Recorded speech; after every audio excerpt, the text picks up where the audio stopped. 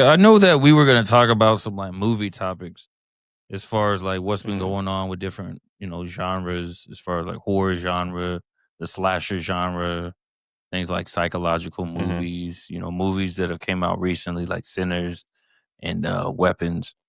So I got a yeah. couple topics for us to discuss. So, in your opinion, why does psychological horror hit harder than gore?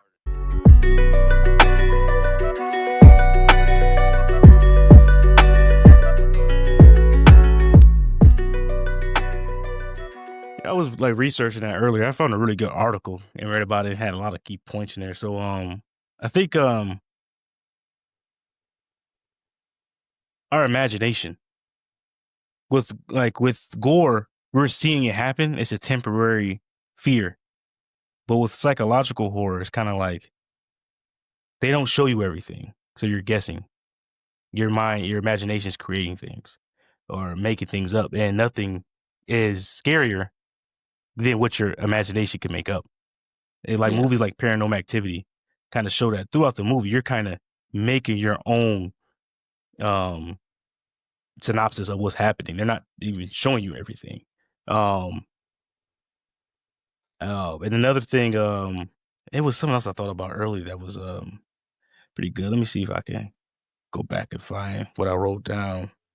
yeah. What I Um was thinking is that because with the gore and like the slasher type, like kind of in contrast what you were saying, it fills in the blanks already. So you really don't have mhm, to imagine what's going on. It already shows you what's happening, and you can already see from whoever in the story's point of view what's taking place. So even though it's still scary, it's not as like psychological, like messing with your mind. mhm. Exactly. That was actually something I wrote down. Let me try to scroll up and find it. I mean, as far as like what's been coming out now, I mean, a lot more psychological stuff has been really. I think it's been hitting harder in theaters, and kind of getting drawing more people to go because it's just different from what's been put out in the Mhm, in the 80s and 90s and kind of what we've had as far mhm. as like the horror genre. Yeah. Yeah, I think producers, directors, writers are taking advantage of the fear of the unknown Yeah. and ambiguity.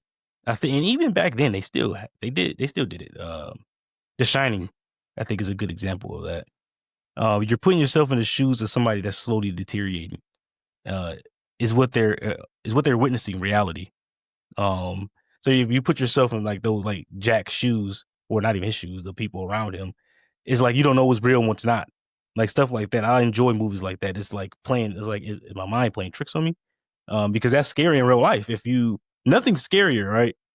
Mm. If you wake up and think you see something at the end of your bed, or see somebody standing in your doorway, you think you're seeing it, but you blink and it's gone.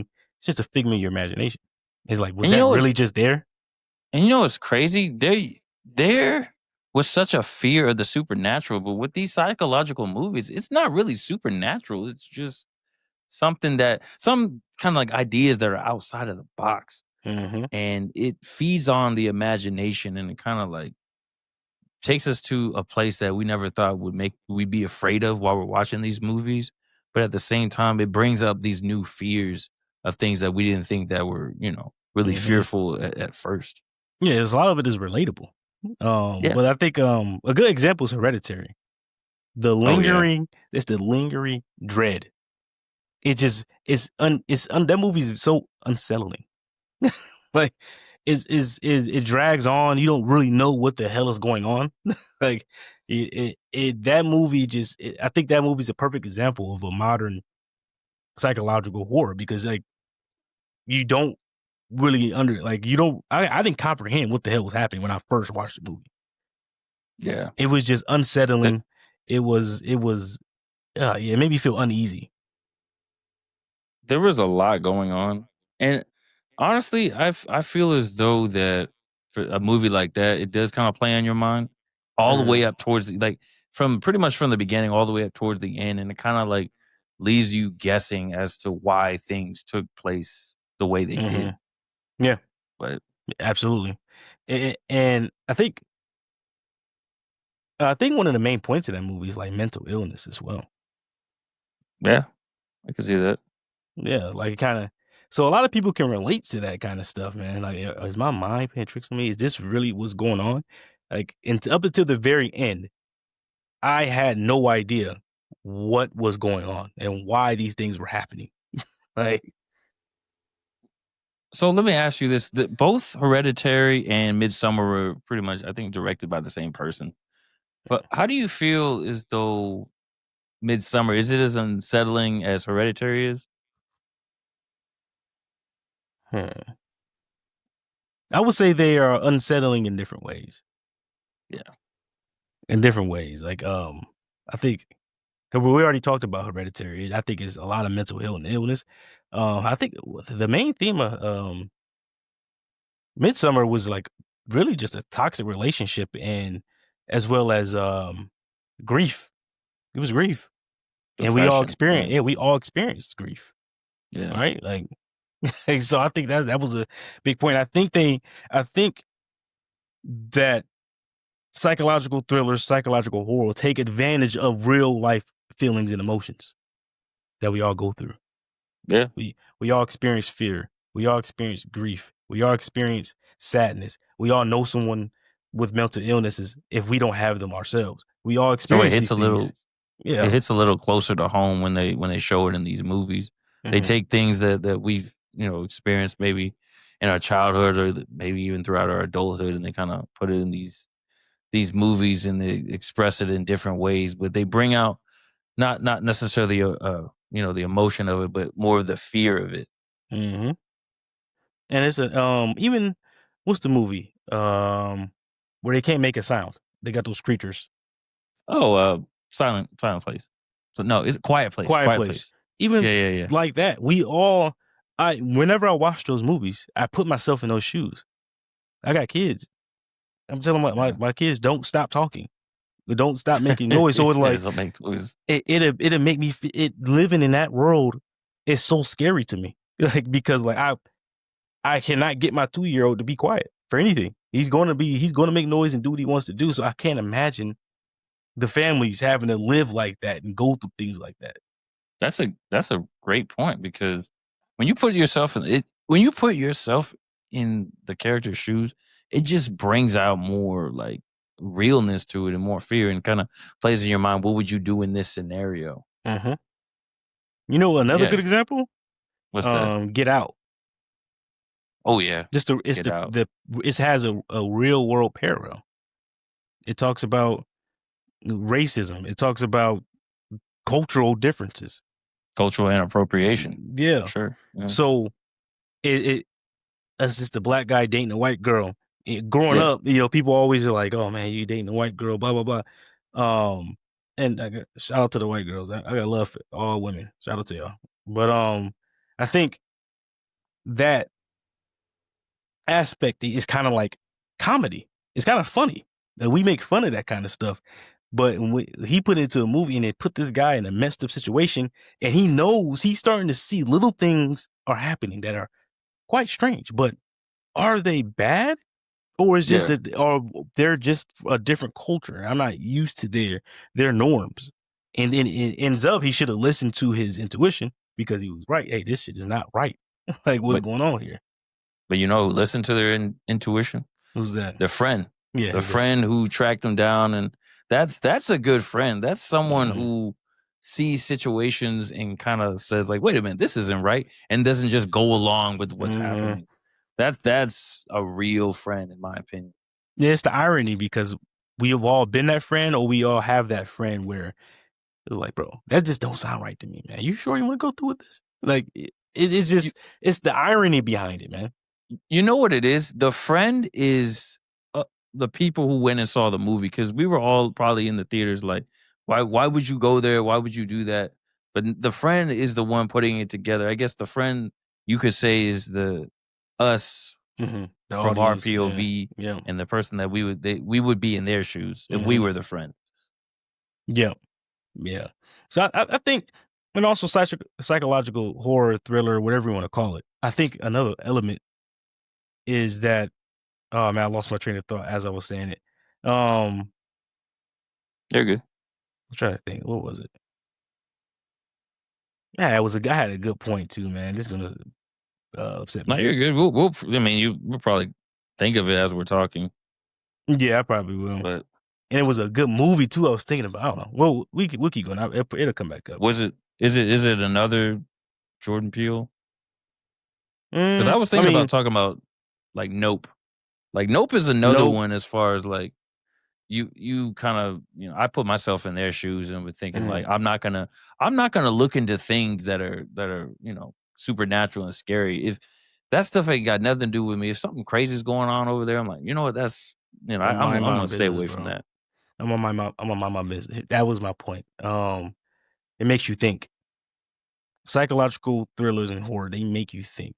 Like Yeah, you can watch a movie, certain movies you can watch over and over again and learn something new about it. Like you don't learn a lot of new things watching like a 80s slasher. You know, it's straight to the point. And we're going to get to the yeah, slashers later on, but yeah, yeah, with yeah. these movies, it makes you think. For example, in Get Out, when she hit the deer and the police was asking for his ID, we're thinking she's defending him because he's just asking for his ID because he's black. He wasn't driving or whatnot. But really, she didn't want the police to have his ID because she didn't want it to be on record that he was there. They used it. Yeah, that's So true. it's just it makes you think, and you can watch them over and over again and learn something new about it every time. I think that's another element of why people appreciate, I think, psychological horror more than just the gore. The gore is like short term pleasure, not pleasure, but it's short term. Like right, it's oh shit, that's crazy. It's like short term adrenaline. But with the psychological aspect, it's It dragging dives on deeper. and yeah, it dives deeper into it. It makes you think. Like people can break it down and people can have their own perspectives on it. And like two things could be true. We don't know what Yeah, the director, the writer, or the producer was thinking, but we can all put our own thought to it and come up with our own ideas. And that doesn't happen a lot with like the Saw movies or a lot of gore or like just it doesn't happen a lot with those kind of movies because the point is to just be gory and bloody. There's no real deep thought about it. yeah. Because with the gore, I mean, yes, it does turn your stomach, and it does kind of it does strike some fear. But with the on the Mm-hmm. contrast with psychological, like we said, there's nothing is as scary as your imagination. You could, because your imagination is like endless.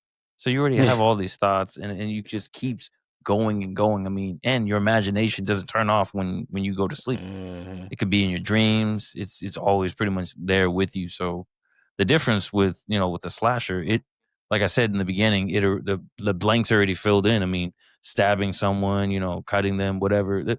That's not really. It's it's interesting from a Mm-hmm. scary movie point of view, but it's not like really like creative. It's been done, millions of times Yeah. versus like these psychological thrillers. They make you think you have to fill in the blanks with some of the things that are happening in the movie. And if certain movies end like with an open-ended question, you're gonna keep thinking to you're gonna keep and if there's a sequel, you're gonna want Mhm. to go see that sequel now because you're gonna want to see how things end up with those characters. Yeah, man. That's a great point. Yeah. That is yeah. I think let me see if I wrote this down. Yeah, I think and I love both. I'm just a fan of horror, the horror genre.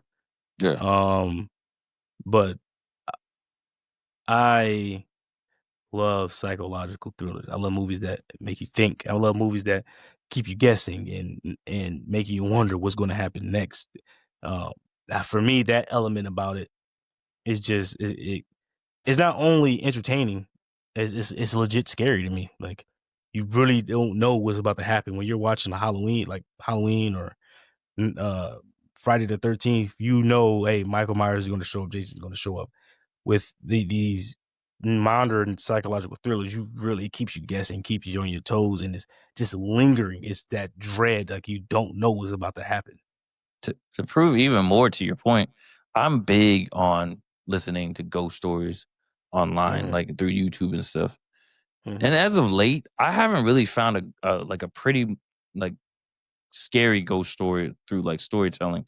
But the thing that I found is there's some ghost stories that are like psychological. Like there's one, it's about a girl who she goes to this abandoned insane asylum and she Oh, finds this like diary of one of the patients and she starts reading it. So it's a story within a story. And I'm like, this is really good. It's not super scary, but the way the story is set up, it's kinda like that psychological factor, and it's really good the way that Mhm. the story is. 'Cause there's it's not like a slasher or people getting cut up or stuff like that, but it's just the way that it plays on your mind that the story is being told. It's Yeah. just it kinda and it ends with an open-ended question. You don't know what happens in the end. I'm like, Mhm. "Man, this is really good." Yeah. Yeah. We do, for the audience, we used to I remember at work when we worked together, we used to during Halloween time, we just played scary stories Yeah. in the office. Yeah, and Oh, Old Boy I man. remember Old Boy on the, YouTube, he had his little channel. Mhm. Oh, with the voice. Yeah. He's still out there. He Yeah. be rapping and stuff, bro. Yeah, I've heard him. I've heard him. He Shout out still be to him. telling, some I think I've heard some of his, ghost stories. Yeah, he popped up on my algorithm randomly like a couple months ago, but I forgot his name, but I would give him a shout out. He don't need our shout out, but you know. Yeah. Yeah.